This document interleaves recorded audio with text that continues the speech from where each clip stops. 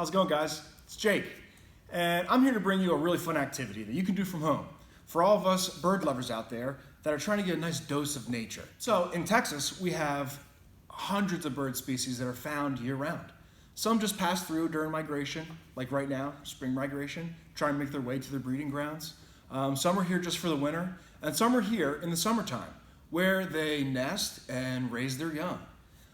Birds make all different kinds of nests. Some just like a scrape in the dirt or a scrape in the sand, because a lot of those birds are precocial. They lay their eggs, and the eggs hatch. The birds are basically ready to walk around and fend for themselves.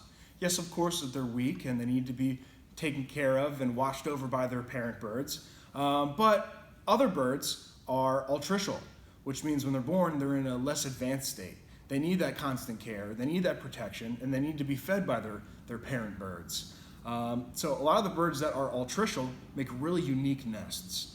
Some are cavities that you found in a tree or in the bank of a river. Some are cup nests, just like this really cool nest we have right here. It's a painted bunting nest.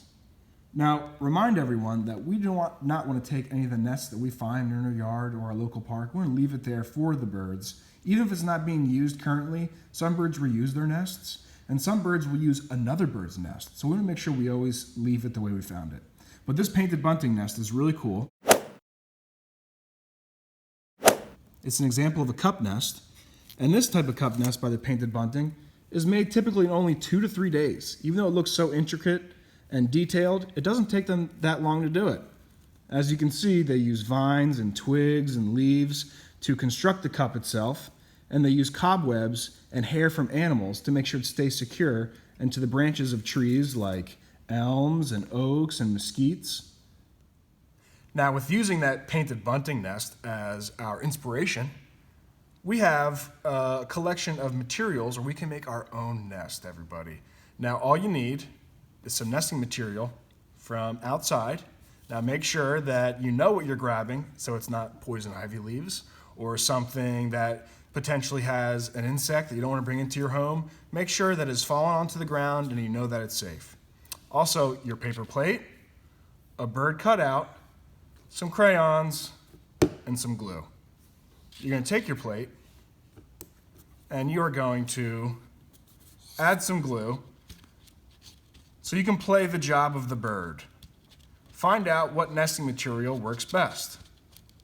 Some birds are very, very particular about what they use to make their nest and where they will make their nest. One example is the white-eyed vireo. The white-eyed vireo will fly around until she finds the perfect wishbone in a tree.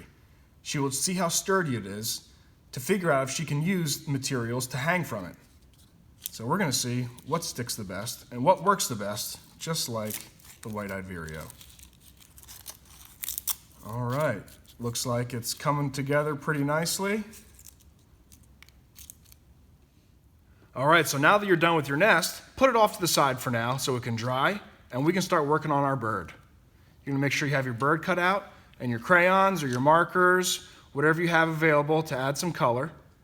And you're gonna think of your favorite bird that's found in your yard, or maybe at a state park or national park you've been to, or maybe even at the Trinity River Audubon Center. I already know what bird I'm gonna pick. And I'm going to start by coloring in its beak. And then I'll try to add a wing. And this bird has wing bars.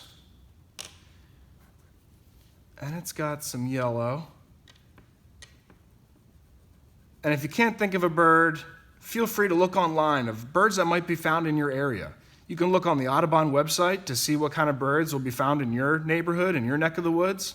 Pick your favorite bird, whichever one looks the best, whichever one seems most fascinating or interesting, and give it your best. All right, so I'm all finished with my final product, and I'm super excited to share it with everyone. I have created the white-eyed vireo in her nest. Now, even though the white-eyed vireo is a fairly common bird in our area around the Trinity River Audubon Center, they're much easier to hear than they are to see because they are very secretive and found within the forested areas that are covered in brambles and thickets. And when you do get to catch a glimpse of one of them, it's really fun to watch them hunt for insects and spiders. And even certain times of the year, they'll eat poison ivy berries. So a really unique bird that makes a really cool nest. And I hope my nest did its nest some type of justice. So I'm excited to see what you guys have come up with, what birds you have chosen to create, and the type of nests that you created as well.